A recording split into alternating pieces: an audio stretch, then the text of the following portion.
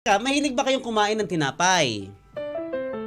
Batay po sa isinasaad ng kasaysayan, ang mga kauna-unahang tinapay daw sa mundo ay na-bake noong 8000 BC sa Egypt. Hindi cook ha. Sabi kasi may nagsabi I will cook bread. No, bake dapat 'yan. Pag bake, parang ano 'yan something to go with it, yung bake. Bake bread, ano pa Glenn? Bake cookies, bake pie, bake cakes, 'di ba? Yung bake muffins, dapat alam natin yung ganyan, hindi cook, ha? May mga kaakibat yan ng mga salita mga collocation ba?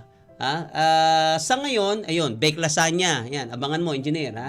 Sa ngayon, lumilitaw po kasi na Germany ang bansa na pinakamalakas kumain o kumonsumo ng tinapay at pangalawa rito ang Chile. Ngayon, kung inaakala ninyo na galing sa France ang French toast, ay nagkakamali po kayo. Bago pa umiral o bago pa nagkaroon ng France, ay meron na pong French toast na ang kauna-unahang recipe ay naitala daw dyan sa Rome bandang 300 AD. Nabatid na isinama ito sa cookbook na gawa ng Roman author na si Apicius. Ang pamagat ay Cooking and Dining in Imperial Rome. Sa loob ng napakahabang panahon, centuries pa nga, Roman bread ang tawag dito ng mga Pranses noong unang panahon.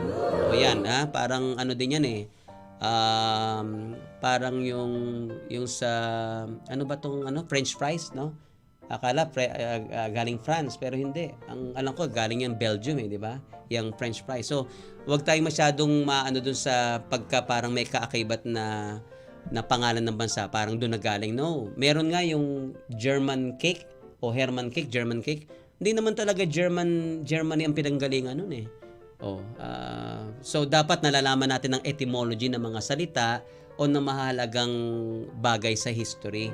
Dumako na tayo, Glenn, sa tanong mo, sagot